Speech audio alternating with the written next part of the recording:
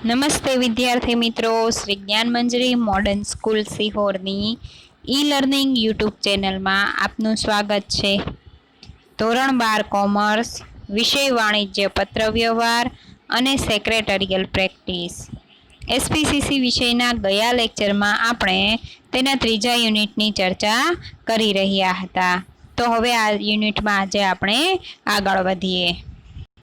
ગયા લેક્ચરમાં આપણે કર્મચારી વિષયક પત્ર વ્યવહારમાં ભરતીનો અર્થ, તેને લગતા નમૂનાના પત્રો, બઢતીનો અર્થ અને તેના નમૂનાના પત્રો, બદલીનો અર્થ અને તેના નમૂનાના પત્રો જોયા હતા. હવે છે અપકર્ષ. અપકર્ષનો અર્થ સંસ્થાના કર્મચારીઓની કાર્ય પદ્ધતિ, વ્યવહાર અને વર્તનની દેખરેખ રાખવી તે પણ એક મહત્વનું પાસું છે. તેમના ઉપર દેખરેખ રાખવી જોઈએ, તે કઈ કાર્ય પદ્ધતિ દ્વારા કાર્ય કરી રહ્યા છે, તેમનો વ્યવહાર કેવો છે, તેનું નિરીક્ષણ કરવું જરૂરી હોય છે. જ્યારે કોઈ કર્મચારી પોતાના હોદ્દાને અનુરૂપ યોગ્ય કામગીરી કરી શકે તેમ ન હોય ત્યારે કર્મચારીને તેના વર્તમાન હોદ્દા પરથી નીચેના હોદ્દા પર મૂકવામાં આવે. તેવા ફેરફારને અપકર્ષ કહેવાય છે. જો બદલી અને અપકર્ષ એ બંને આમ સમાન છે, પરંતુ એમાં ઘણો મોટો તફાવત જોવા મળે છે કે જો કોઈ વ્યક્તિને જે કામ સોંપવામાં આવ્યું છે એ કામ એમને અનુરૂપ નથી, બરાબર, એ લાયકાત ધરાવે છે પરંતુ એને એ કામ યોગ્ય રીતે ફાવતું નથી, બરાબર.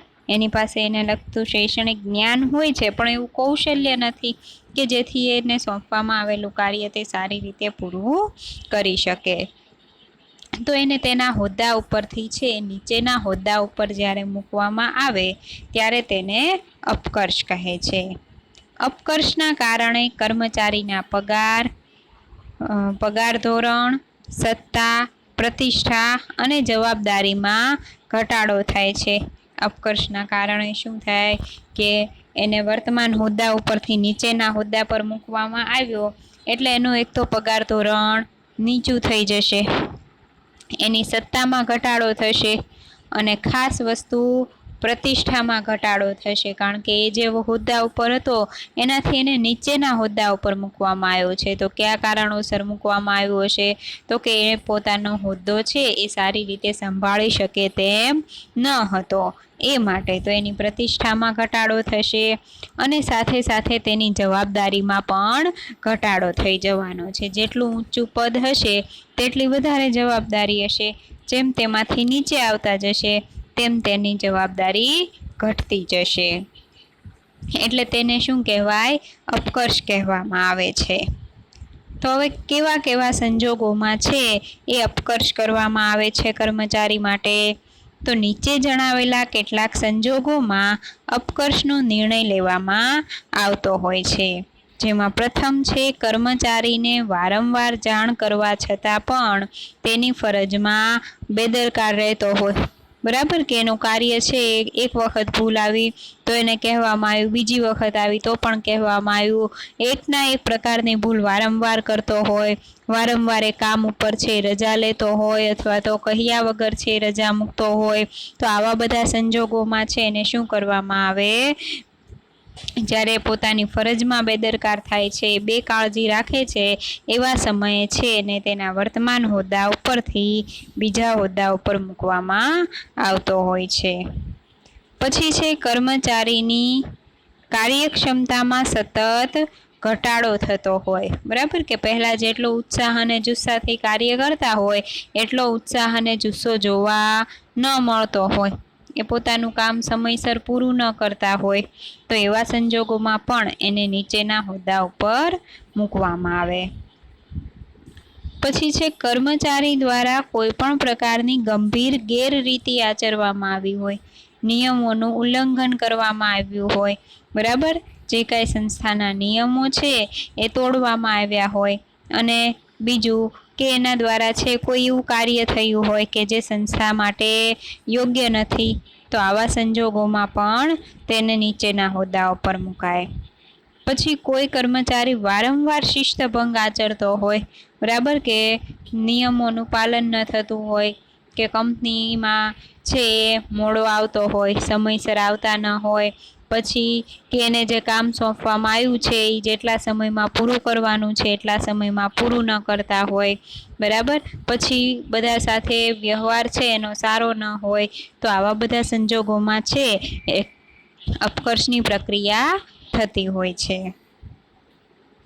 અપકર્ષ અંગેના પત્ર વ્યવહાર માટે કયા સંજોગોમાં અપકર્ષ કરવામાં આવે છે તેની સ્પષ્ટતા થવી જરૂરી છે.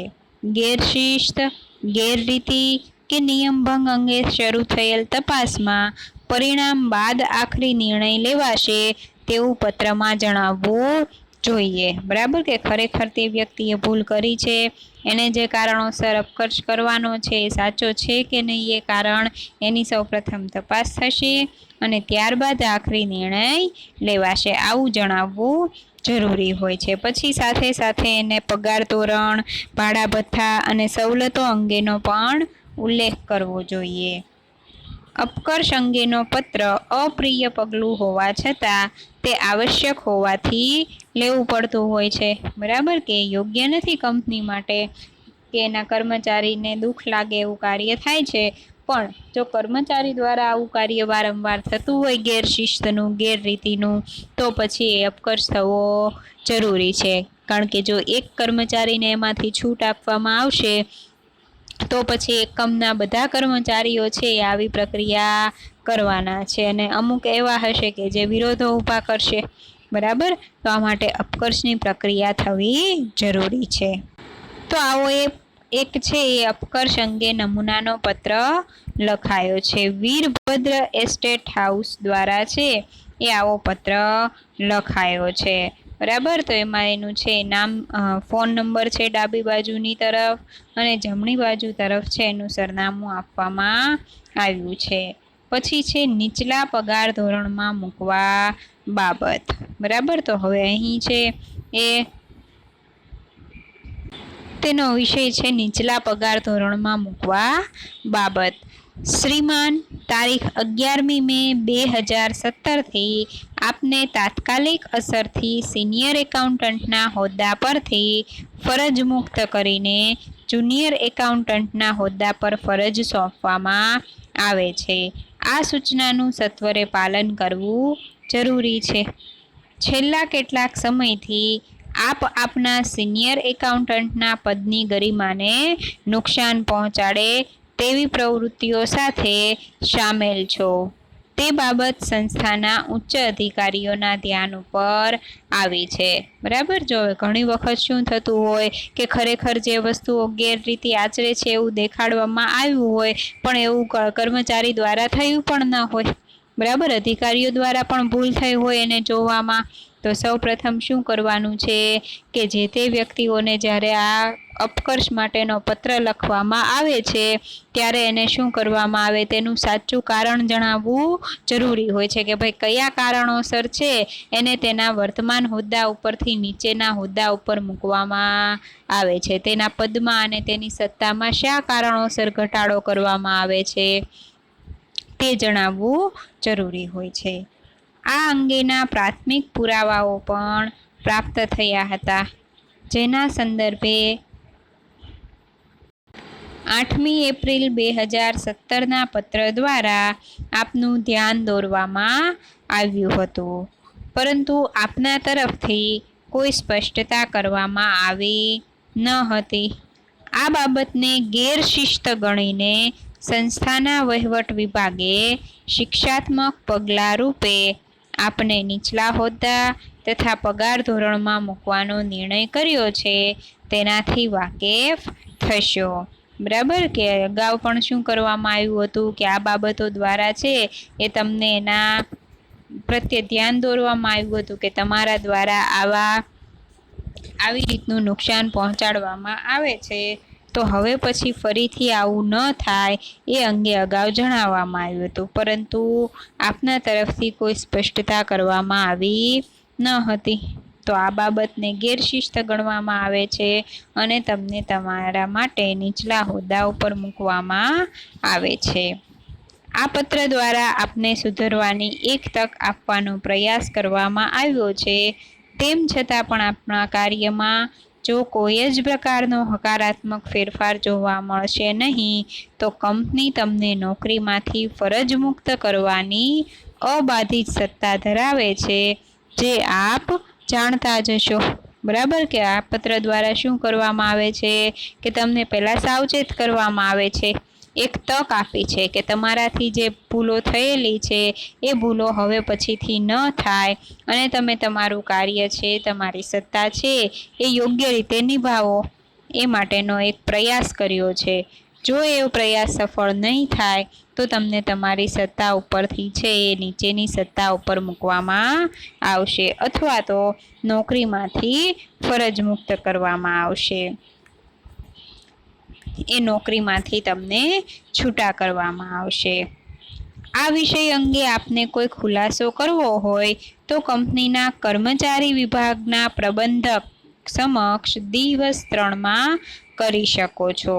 બરાબર કે એ અંગે જો કાંઈ તમારે કહેવું હોય કે ભાઈ મારાથી આવી કોઈ ભૂલ થઈ નથી અથવા તો જે કાંઈ પુરાવાઓ મળ્યા હતા એ પુરાવાઓ ખોટા હતા અથવા તો હું આવી ભૂલ ફરી વખત નહીં કરું, આવી બધી બાબતો માટે તમને 3 દિવસનો સમય આપવામાં આવે છે. તમે છે કર્મચારી વિભાગના પ્રબંધક સમક્ષ છે એની અરજી કરી શકો છો, એનો ખુલાસો આપી શકો છો, જે કાંઈ પણ કહેવું હોય તે અંગેનો. તો આ રીતે છે એ અપકર્ષ માટેનો પત્ર લખવામાં આવતો હોય છે. હવે પછી છે નોકરીની સમાપ્તિ. સામાન્ય રીતે નોકરી કરતો કર્મચારી અને નોકરી આપનાર વર્ગ નોકરી સમાપ્તિ અંગેની શરતોથી વાકેફ જ હોય છે. નોકરીમાંથી છૂટા થવું અને નોકરીમાંથી દૂર કરવા છતાં પણ બંને વચ્ચેનું પરિણામ એક જ છે, છતાંય બંને વચ્ચેની પ્રક્રિયામાં અને કારણોમાં તફાવત છે. જો નોકરીમાંથી કર્મચારીને છૂટા કરવા એ કેવું છે, અસ્વૈચ્છિક હોય છે, બરાબર, અનિચ્છનીય હોય છે. જ્યારે નોકરીમાંથી છૂટા થવું એ કેવું હોય છે, સ્વૈચ્છિક હોય છે અને ફરજિયાત પણ હોય છે. બરાબર, એ વસ્તુ કેવી હોય, ફરજિયાત. જ્યારે એની વય મર્યાદા પૂરી થશે ત્યારે એ પોતે અથવા તો એ પોતે ઈચ્છે છે તો પણ એ પોતે નોકરીમાંથી રિટાયરમેન્ટ મેળવી શકે છે. બરાબર, નોકરીમાંથી છૂટા થઈ શકે છે. જ્યારે નોકરીમાંથી કર્મચારીને છૂટા કરવા એ કેવું હોય, કંપની ઉપર આધાર રાખતો હોય. બરાબર, એના ઉપર આધાર રાખતું હોય છે. જ્યારે નોકરીમાંથી છૂટા થવું એ કર્મચારી ઉપર આધાર રાખતું હોય છે. તો બંને વચ્ચેનો તફાવત અને તેના કારણો જોઈએ. નોકરીમાંથી કર્મચારીને છૂટા કરવા અંગે કોઈ પણ સંસ્થા પોતાના કર્મચારીની નોકરી અંગેનું આવું અંતિમ પગલું ભરતા પહેલા અનેક પાસાઓનો વિચાર કરતી હોય છે. આ નિર્ણય લેતા પહેલા ઘણા બધા પ્રકારના પત્ર વ્યવહાર કર્મચારી અને સંસ્થા વચ્ચે થતો હોય છે. કાંઈ તરત ને તરત કર્મચારી જે લાંબા સમયથી કંપની સાથે સંકળાયેલો છે એને કાંઈ એમ જ તરત છૂટો કરી દેવામાં આવતો નથી. પહેલા બંને વચ્ચે છે ઘણા બધા પત્ર વ્યવહારો થતા હોય છે. જેવી રીતે કોઈ કેદી છે એને સજા આપવાની હોય, બરાબર, તો સૌ પ્રથમ શું કરવામાં આવે કે એનો કેસ છે જ્યાં સુધી એ ગુનેગાર તરીકે સાબિત નથી થતો ત્યાં સુધી એને છે એ સજા આપવામાં આવતી નથી. બરાબર, એટલે કે એના ઉપર સૌ પ્રથમ શું થાય, બધા ખુલાસાઓ થાય છે, એની તપાસ કરવામાં આવે છે. પછી એ કેદી પોતે પોતાની રજૂઆત કરવા માટે પોતાને છે એ સાચો સાબિત કરવા માટે છે એ ઘણા પ્રયત્નો કરી શકતો હોય છે. તો એવી રીતે અહીંયા પણ શું થાય છે કે જ્યારે કોઈ કર્મચારીને પેઢીમાંથી છૂટા કરવાના હોય ત્યારે છે બંને વચ્ચે ઘણા પત્ર વ્યવહારો થતા હોય. પરંતુ જ્યારે સંસ્થાને કર્મચારીએ કરેલી સ્પષ્ટતા યોગ્ય લાગતી નથી ત્યારે નોકરીમાંથી છૂટા કરવાનું પગલું લેવાય છે.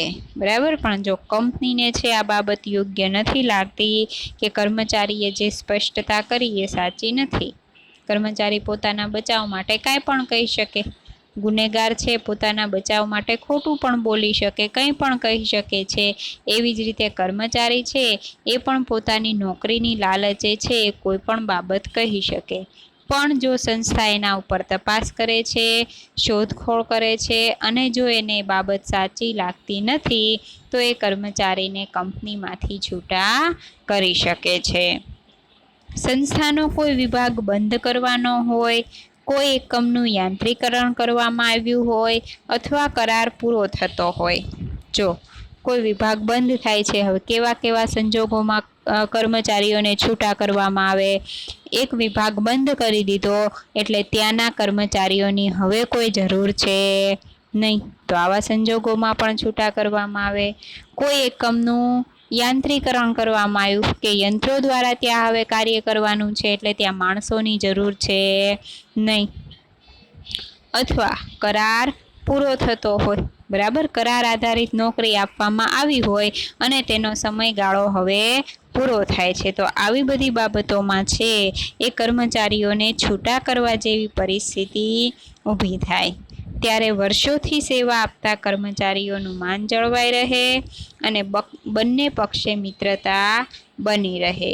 તે માટે સ્વૈચ્છિક નિવૃત્તિ યોજના કે સૌજન્યપૂર્વક છૂટા પડવાની યોજના હેઠળ કર્મચારીઓને આકસ્મિક સેવાઓનો નિવૃત્તિ બાદ લાભ થાય તે ધ્યાનમાં રાખવામાં આવે છે. બરાબર, કે એને છૂટા કરવાના છે એ સમયે શું થવાનું છે તો કે એનું માન જળવાઈ રહે અને બંને પક્ષે મિત્રતા રહે એ રીતે એમને છે કંપનીમાંથી છૂટા કરવામાં આવે છે. અને એ માટે શું છે, સ્વૈચ્છિક નિવૃત્તિ યોજના છે અને એ યોજના હેઠળ આકસ્મિક સેવાઓનો નિવૃત્તિ બાદ લાભ થાય તે ધ્યાનમાં રાખવામાં આવે છે કે કર્મચારીને કંપનીમાંથી છૂટા કરી દીધા એટલે એના માટેનો એને કંઈક લાભ મળવો જોઈએ, કારણ કે હવે તે પોતે બેરોજગાર બની ગયા છે, તો એ બેરોજગારીનું સામે એ લડી શકે એવા છે એ સેવાઓ કંપની દ્વારા પૂરી પડવી જોઈએ. તદુપરાંત કર્મચારી નિવૃત્તિની વય મર્યાદાએ પહોંચે ત્યારે પણ નોકરીમાંથી છૂટા કરવામાં આવે છે.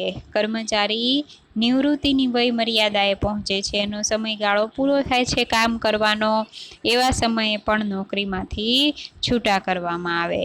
જ્યારે નોકરી કરતો કર્મચારી વારંવાર ગેરશિસ્ત આચરતો હોય, સહકર્મચારીઓ સાથે અસહકારભર્યું વર્તન કરતો હોય કે ધંધાની નીતિ વિષયક ગોપનીય બાબતો પ્રતિસ્પર્ધી પેઢીને પહોંચાડતો હોય ત્યારે તે કર્મચારીને કોઈ પણ પ્રકારનો નિવૃત્તિનો લાભ આપ્યા વગર નોકરીમાંથી છૂટો કરવામાં આવે છે.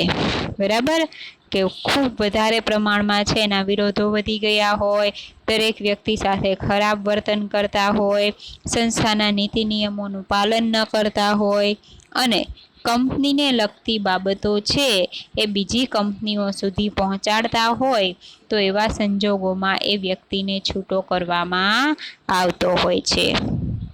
એટલે નોકરીમાંથી કર્મચારીને છૂટો કરવામાં આવે કંપની દ્વારા, એના બે પ્રકારના કારણો હોય છે. એક સારા કારણો પણ હોય અને એક ખરાબ કારણો પણ હોઈ શકે છે. હવે છે નોકરીમાંથી છૂટા થવા અંગે. સંસ્થામાં કામ કરતો કર્મચારી કેટલીક વખત પોતાના અંગત કારણોસર રાજીનામું આપીને નોકરીમાંથી છૂટા થવાનું પસંદ કરે છે. પોતે ઈચ્છે છે કે હવે નોકરી કરવા માંગતો નથી તો એ રાજીનામું આપી દે છે અને પછી એ છૂટો થઈ શકે.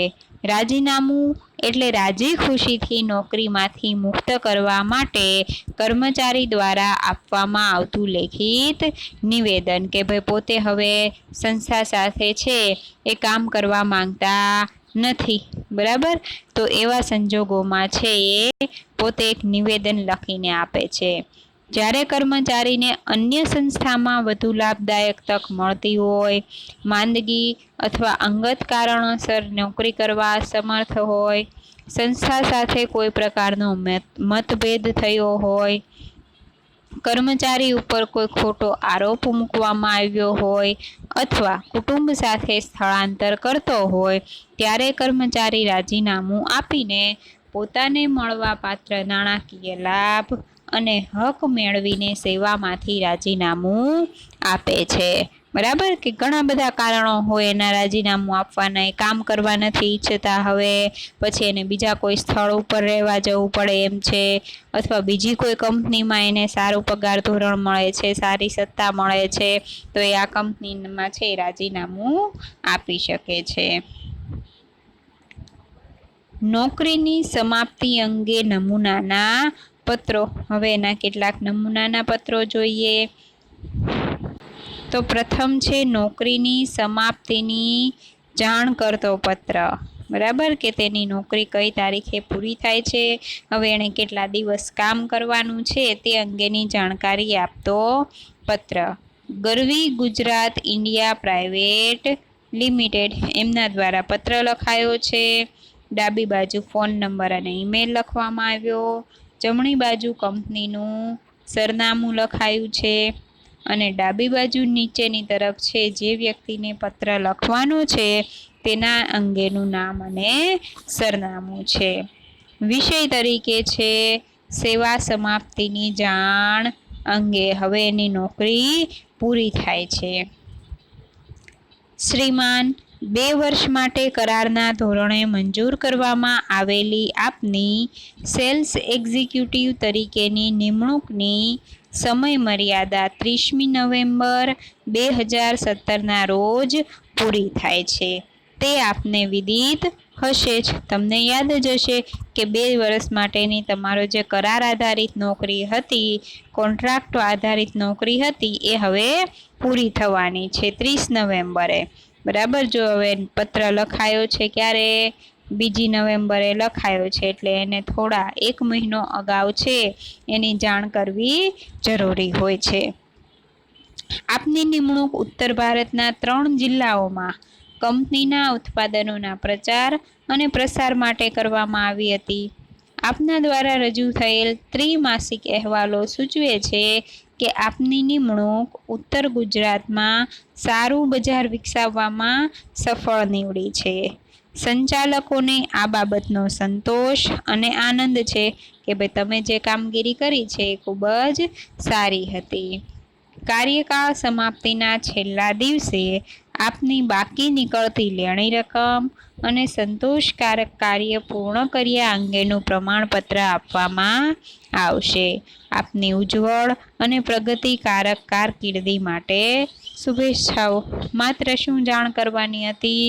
તો કે એની નોકરી 30મી નવેમ્બરે પૂરી થાય છે એટલી જાણ કરવાની હતી. એ યાદ અપાવવા માટે છે પત્ર લખવામાં આવ્યો હતો. બરાબર. એટલે એનો કયો હોદ્દો હતો, એણે કેવા પ્રકારનું કામ કર્યું, એ બધું એમાં જણાવવામાં આવે છે.